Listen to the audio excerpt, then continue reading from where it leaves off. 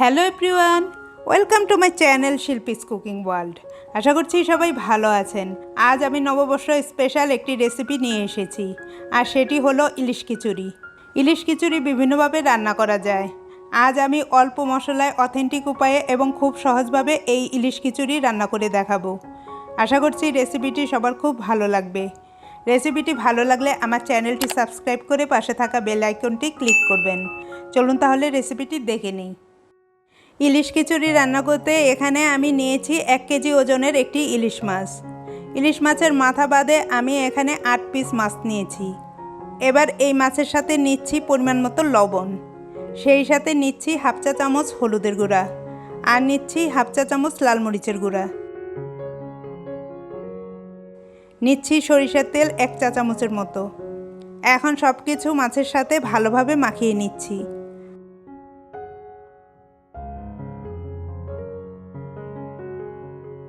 মাখানো হলে এই মাছগুলোকে আমি এক সাইডে রেখে দেব। এখানে একটি ফ্রাইং প্যান চুলায় বসিয়ে তাতে দিচ্ছি 1 কাপ মুগ ডাল। মুগ ডালটাকে এখন আমি চুলার আঁচ লোতে রেখে ভালোভাবে ভেজে নেব। চুলার আঁচ বাড়িয়ে ভাজলে ডালগুলো পুড়ে যাবে, এটা খেয়াল রাখতে হবে।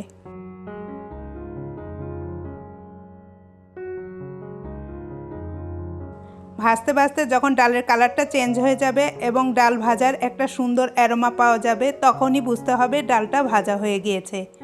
আমার মুগ ডাল ভাজা হয়ে গিয়েছে। ডালটা দেখতে এমন হবে। এবার আমি ডালটাকে চুলা থেকে নামিয়ে নেব। এখানে আমি 2 কাপ পরিমাণ চিনি গুঁড়া পোলাও চাল নিয়েছি। আপনারা বাসমতি বা ভাতের চাল দিয়েও এই খিচুড়িটা রান্না করতে পারবেন। এখন এই চালের সাথে নিচ্ছি 1 কাপ পরিমাণ মসুর ডাল, আর নিচ্ছি ভাজা মুগ ডাল। আমি এখানে চাল ও ডাল সমপরিমাণে নিয়েছি। চাল ও ডাল সমপরিমাণে নিলে খিচুড়ির টেস্টটা বেশি ভালো হয়। চাল ও ডাল একত্রে মিশিয়ে এখন আমি পানি দিয়ে ভালোভাবে এগুলোকে ধুয়ে নেব। যে পর্যন্ত চাল ও ডাল থেকে পরিষ্কার পানি বের না হয় সেই পর্যন্ত আমি কষলে কষলে এগুলোকে ধুয়ে নেব। এখানে একটি হাঁড়ি চুলায় বসিয়ে তাতে দিচ্ছি 1/3 কাপ সরিষার তেল, আর দিচ্ছি হাফ কাপ সয়াবিন তেল। চেষ্টা করবেন এই রান্নায় অবশ্যই সরিষার তেলটা ইউজ করতে, এতে করে ইলিশ খিচুড়ির আসল ফ্লেভারটা পাওয়া যাবে। তেল ভালোভাবে গরম হলে দিচ্ছি মশলা মাখানো ইলিশ মাছের পিসগুলো। এগুলোকে আমি চুলার আঁচ মিডিয়ামে রেখে প্রতি সাইড 2 মিনিট ভেজে নেব। খুব বেশি ভাজবো না। 1 পিঠ ভাজা হলে উল্টিয়ে আরেক পিঠ ভেজে নেব। উল্টানোর সময় সাবধানে উল্টাতে হবে যাতে মাছগুলো ভেঙে না যায়।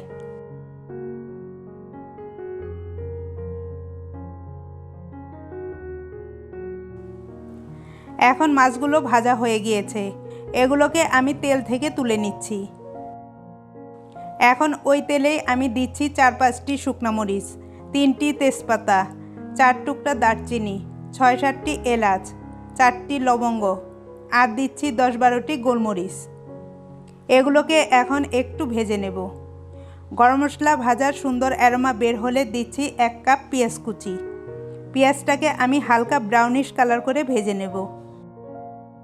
পেঁয়াজ ভাজা হলে দিচ্ছি 1 টেবিল চামচ আদা বাটা, 2 চা চামচ রসুন বাটা, হলুদ গুঁড়া দিচ্ছি 1 চা চামচ, লাল মরিচের গুঁড়া দিচ্ছি 1 চা চামচ।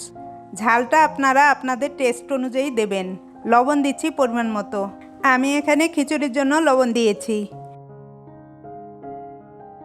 এবার মশলাগুলোকে একটু ভেজে পানি দিচ্ছি 1/4 কাপ। এখন মশলাটাকে ভালোভাবে কষিয়ে নেব।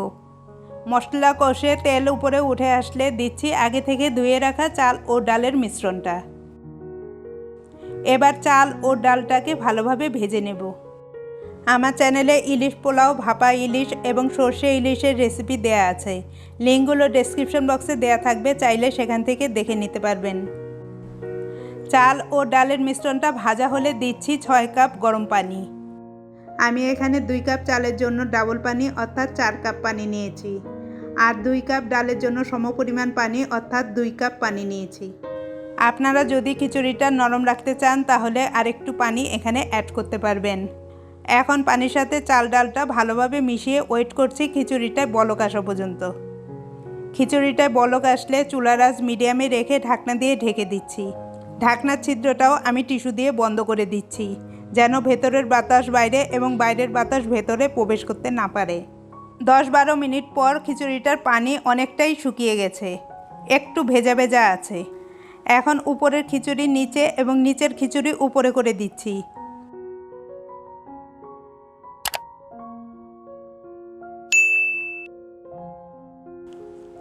এবার 3 ভাগের 1 ভাগ খিচুড়ি আমি তুলে নিচ্ছি।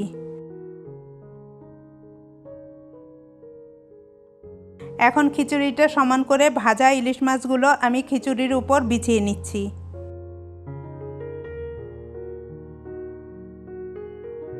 নিচ্ছি 4টি আস্ত কাঁচামরিচ এবং 4টি কাঁচামরিচ ফালি। এতে করে রান্নাটায় কাঁচামরিচের সুন্দর ফ্লেভার এবং হালকা ঝাল ছড়াবে। এখন উপর থেকে তুলে রাখা খিচুড়িটা দিয়ে মাছগুলোকে ঢেকে দিচ্ছি।